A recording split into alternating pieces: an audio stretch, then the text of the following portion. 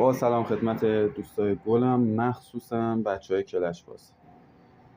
خب یه سری دوستان سوال شده براشون چجوری ما وارد لیگ رتبه بندی بشیم. خب من اومدم تو این اکانتی که کاپم پایینه، ببینید اینجا برای منم قفله. خب زده 15000. خب من بین صحبتام اکانت رو عوض میکنم تا اونجا براتون بیشتر توضیح بدم. خب ببینید سوپرسل اومده تو آپدیت آخرش چیکار کرده؟ واسه لیگش محدودیت گذاشته. یعنی چی؟ یعنی شما باید به یه حدی برسید تو هر فصل که بتونید دوباره وارد لیگش بشید. اینجا رو ببینید، الان بر من باز اینجا نوشته رتبه بندی شده باز. بعد اینجا رو نگاه کنید، شما اگه میخواید هر فصل تو لیگ شرکت کنید باید تا اینجا برسید که بلیت فصل بعد رو گرفته باشید.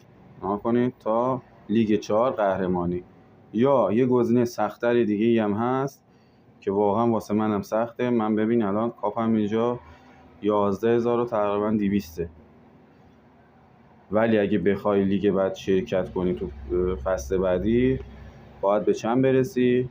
باید به 15000 برسی که این خیلی سخته. و اون دوستایی که تو آپدیت آخر فصل اولش تو لیگ رسیدن به لیگ 4 میتونم فصل بعدی دوباره شرکت کنم. ولی اگه این کارو نکرده باشم مثل اون اکانتی که نشونتون دادم قفله.